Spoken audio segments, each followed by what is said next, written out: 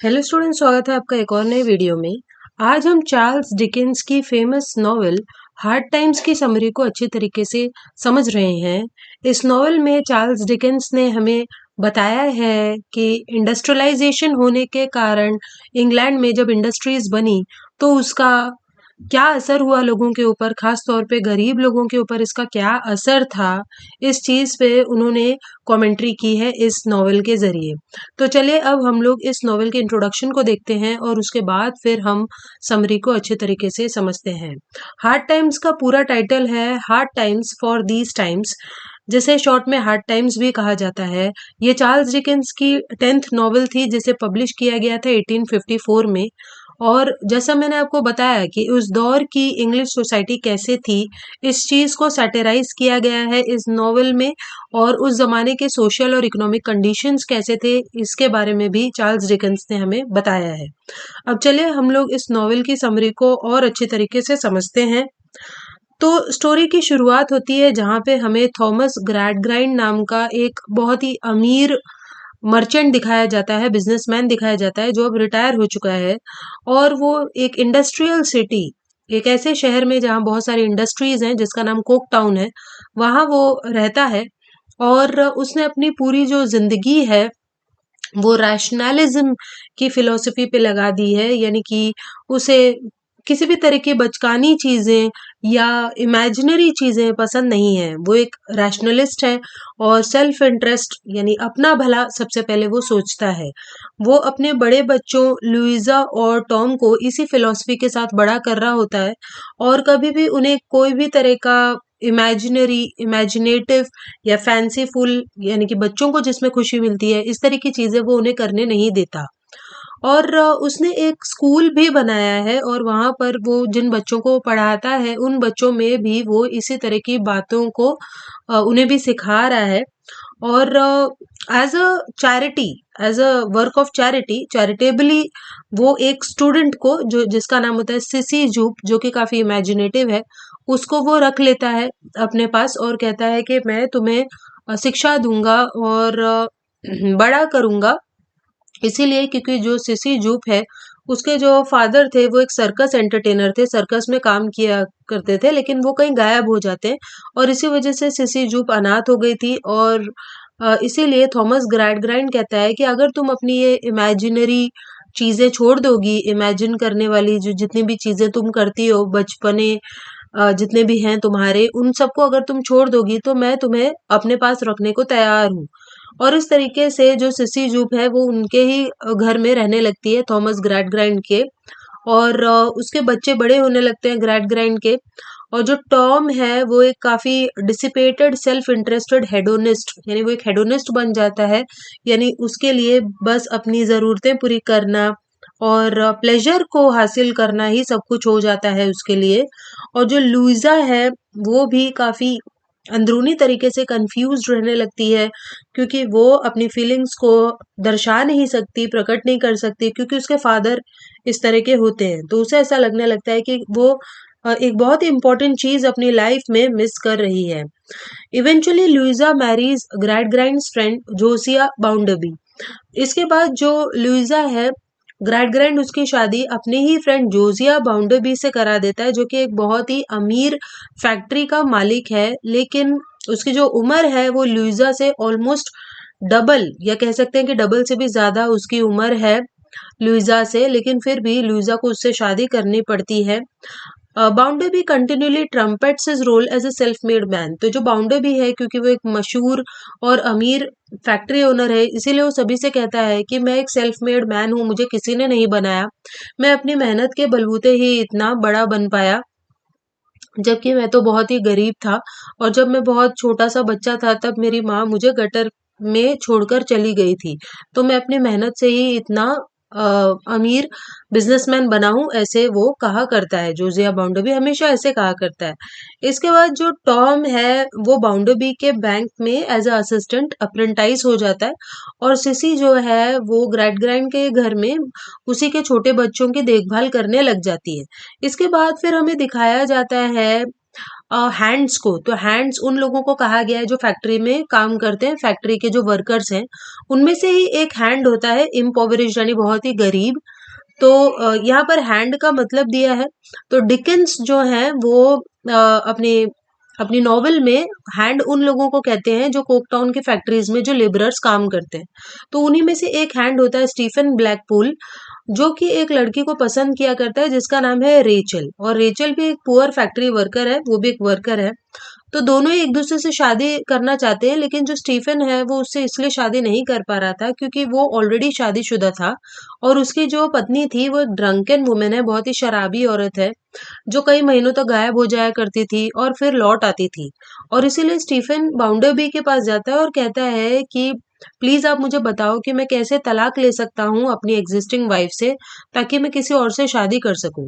लेकिन बाउंडरबी कहता है कि डाइवोर्स लेने का जो हक है वो सिर्फ अमीरों को है, गरीबों को नहीं। इसके बाद हम देख पाते हैं मिसेस पेगलर को, जो कि एक अजीब सी बूढ़ी औरत होती है, और वो बार बार बाउंडरबी के घर के आसपास घूमती होती है, और बाउंडरबी की काफी देखभाल भी वो करती है, लेकिन अभी तक पता नहीं चल पाया था कि वो औरत कौन है। इसके बाद हमें जेम्स हार्ट हाउस दिखाया जाता है, जो कि एक काफी अमीर व्यक्ति है, यंग सोफिस्टिकेट फ्रॉम लंदन, और वो लंदन से आया था कोकटाउन में, और वो एक पॉलिटिकल करियर अपना शुरू करना चाहता है, और इसीलिए वो ग्रैड ग्राइंड का एक स्टूडेंट बन जाता है, डिसाइपल बन जाता है। ग्रैड ग्राइंड से वो पॉलिटिक्स सीखने लग जाता है। तो जो ग्रैड ग्राइंड है वो क्योंकि मेंबर ऑफ पार्लियामेंट है ऑलरेडी, इसीलिए जेम्स हार्ट हाउस उससे ये सब चीजें सीखना चाहता था। लेकिन जैसे ही वो वहां लुइजा को देखता है, वो तुरंत ही उसमें इंटरेस्टेड हो जाता है और उसे अपनी तरफ आकर्षित भी करना चाहता है। With the unspoken aid of Mrs. Sparsit, a former aristocrat who has fallen on hard times and now works for Bounderby, he sets about trying to corrupt Louisa.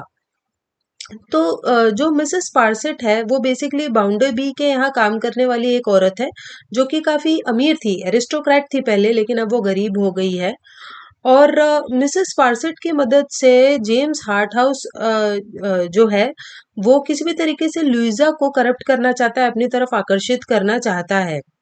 इसके बाद फिर हम देख पाते हैं कि जो हैंड्स हैं उनका एक यूनियन स्पोक्समैन है, एक स्पोक्स पर्सन है उनकी यूनियन का, यानी यूनियन का हेड है जिसका नाम होता है स्लैगब्रिज। वो कोशिश कर रहा होता है कि वो अपनी यूनियन को मजबूत बनाए, अच्छे तरीके से एक बड़ा यूनियन बनाए। लेकिन जो स्टीफन ब्लैकपूल है वो कहता है कि अगर हम इस तरह के कोई काम करेंगे और स्ट्राइक कर देंगे यूनियन बना के, तो इससे एम्प्लॉयर्स और एम्प्लॉयज यानी जो वर्कर्स हैं वो और फैक्ट्री के जो मालिक हैं उनके बीच लड़ाई झगड़ा होगा, टेंशन्स होंगे, इसलिए हमें ये सब काम नहीं करना चाहिए। और वो कहता है कि मैं तुम्हारी यूनियन भी ज्वाइन नहीं करूंगा, ऐसे स्टीफन कहता है। और इसीलिए बाकी के जो हैंड्स हैं, बाकी के जो वर्कर्स हैं वो उसे बाहर निकल देते हैं, और बाउंडर भी अ, जो अम, और जो बाउंडर भी है वो भी उसे फायर कर देता है, जब स्टीफन कहता है कि मैं बाकी वर्कर्स पर निगरानी नहीं रखूंगा, स्पाई नहीं करूंगा, तो बाउंडर भी उसे निकाल देता है। Louisa impressed with Stephen's integrity visits him before he leaves Coketown. तो स्टीफन से खुश होकर लुइजा उससे मिलने भी जाती है, इससे पहले कि वो कोकटाउन से बाहर चला जाए। वो उससे मिलने जाती है और उसे कुछ पैसे भी देती है। Tom accompanies her and tells Stephen that if he waits outside the bank for several consecutive nights, help will come to him. Tom भी उसके साथ जाता है स्टीफन से मिलने के लिए, और उससे ये भी कहता है कि अगर तुम बैंक के बाहर ही रुकोगे कई रातों तक, तो जरूर तुम्हें कहीं ना कहीं से काम मिल जाएगा। और स्टीफन ऐसा करता है, लेकिन उसकी मदद करने के लिए वहां कोई नहीं आता, और इसीलिए वो अपना सामान बांध कर कोकटाउन छोड़कर चला जाता है, ताकि किसी और जगह, किसी और देश जाकर वो अपने लिए एग्रीकल्चरल वर्क, फार्मिंग का कुछ काम ढूंढ सके। लेकिन इसके तुरंत ही बाद बैंक में एक रॉबरी होती है, और जो पूरा शक है वो स्टीफन के ऊपर जाता है, इसीलिए क्योंकि वही देश छोड़कर गया होता है, जगह छोड़कर गया होता है, और बहुत टाइम तक वो बैंक के बाहर भी रुका हुआ था, लोगों ने देखा था, और इसीलिए लोग उसके ऊपर शक करने लग जाते हैं। तो मिसेस पारसेट जो है उसने फिर ये देखा एक दिन कि जो हार्ट हाउस है वो लुइजा से कहता है कि वो कैसे उसे पसंद करता है, और लुइजा भी उसे कहती है कि ठीक है, मैं रात में तुम्हें आकर मिलूंगी। However Luisa instead fleas for her father's house. लेकिन हार्ट हाउस से मिलने की जगह पे लुइजा अपने पिता के घर भाग जाती है और वहां पर वो ग्रैड ग्रैंड को बताती है कि कैसे तुमने मुझे जैसे बड़ा किया है उस वजह से मेरी पूरी जिंदगी खराब हो गई है। और मैं एक ऐसे इंसान से अब तुमने मेरी शादी करा दी है जिससे मैं प्यार नहीं करती हूँ और मैं अपनी ही फीलिंग्स को नहीं समझ पा रही हूँ, बहुत दुखी महसूस कर रही हूँ। इस तरह से वो अपनी सारी जो बातें हैं वो ग्रैड ग्रैंड को बताती है और शायद वो इनडायरेक्टली ये भी बताती है कि उसे हार्ट हाउस अच्छा लगता है लेकिन वो उससे शादी नहीं कर सकती। और ये सब बोलते बोलते वो फ्लोर पर गिर जाती है और ये सब सुनकर ग्रैड ग्रैंड को बहुत ही ज्यादा सेल्फ रिप्रोच यानी बहुत ही ज्यादा पछतावा होता है, गिल्ट महसूस होती है और वो रियलाइज करने लगता है कि कैसे उसकी फिलॉसफी बहुत ही ज्यादा इम्परफेक्ट है और उसकी फिलॉसफी के कारण उसकी बेटी की लाइफ खराब हो गई है। Sissy, who loves Louisa deeply, visits Hart House and convinces him to leave Coketown forever. अब क्योंकि सिसी लुइजा से बहुत प्यार करती है इसीलिए वो हार्ट हाउस के पास जाती है और कहती है कि तुम कोकटाउन छोड़कर हमेशा के लिए चले जाओ। अब बाउंडरबी को जब ये पता चलता है कि उसकी वाइफ उसे छोड़कर चली गई है तो वो किसी भी तरीके से स्टीफन को कैप्चर करना चाहता है, इसीलिए क्योंकि उसे लग रहा था कि स्टीफन ब्लैकपूल ही वो व्यक्ति है जिसने उसके बैंक को लूटा है। जब स्टीफन वापस लौटना चाहता है अपने नाम को करने के लिए और बताने के लिए कि उसने कोई चोरी नहीं की है, तब वो गलती से ओल्ड हेल्थ शाफ्ट नाम के एक माइनिंग पिट में यानी खदान जो होती है जहां पर खुदाई की जाती है मिनरल्स को निकालने के लिए, उसमें वो गिर जाता है और रेचल और लुइजा बहुत कोशिश करते हैं उसको ढूंढने की लेकिन वो मिलता भी है जब तो वो अपने अंत काल में पहुंच गया होता है, वो मर रहा होता है और रेचल से फेयरवेल करके वो वहीं पर मर जाता है। ग्रैड ग्रैंड और लुइजा जो है वो रियलाइज करते हैं कि टॉम ही वो व्यक्ति है जिसने बैंक को लूटा था और वो स्टीफन नहीं था। और इसीलिए ग्रैड ग्राइंड और लुइजा दोनों अरेंजमेंट्स करते हैं कि किसी तरीके से टॉम को सर्कस परफॉर्मर्स के साथ इंग्लैंड से बाहर निकलवा दिया जाए, नहीं तो वो चोरी के इल्जाम में पकड़ा जाएगा। दे आर नियरली सक्सेसफुल और वो लोग इस चीज में सक्सेसफुल होते भी हैं लेकिन तभी बिटजर नाम का एक इंसान होता है जो ग्रैड ग्रैंड के स्कूल जाता था, वो उन्हें रोकता है।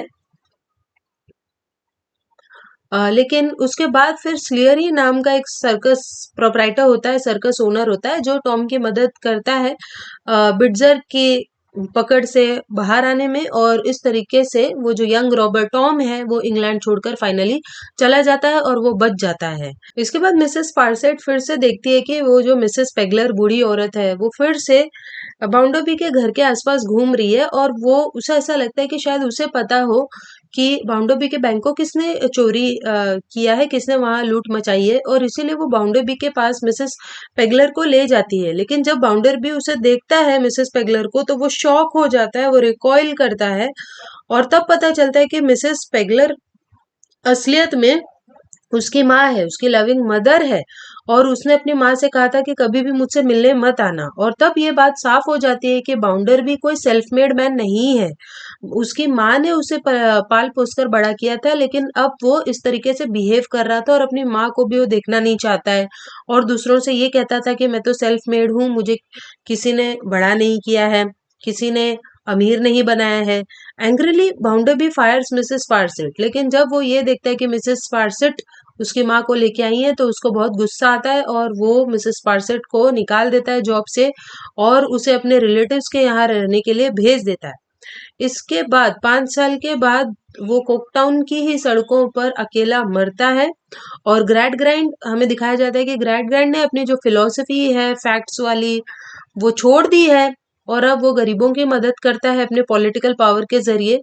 और टॉम ने भी अपनी जो गलती है वे स्वीकार कर ली है लेकिन वो अपने परिवार को देखे बिना ही मर जाता है किसी और जगह पर, किसी और देश में। और जो सिसी है उसकी शादी हो गई है और उसका एक बहुत ही बड़ा परिवार है। लुइजा कभी भी फिर से शादी नहीं करती और ना ही उसके बच्चे होते हैं लेकिन फिर भी लुइजा जो कि सिसी और उसकी फैमिली के साथ रहती है उसे सिसी की फैमिली बहुत पसंद करती है और फाइनली लुइजा ये सीख रही थी कि कैसे अपने फेलो ह्यूमन बीइंग से प्यार किया जाता है, कैसे अच्छे से रहा जाता है। और यहीं पर फिर ये जो नॉवेल है वो खत्म हो जाती है। आई होप आपको ये समझ में आई होगी। सो चलिए हम मिलते हैं नेक्स्ट वीडियो में, तब तक के लिए बाय।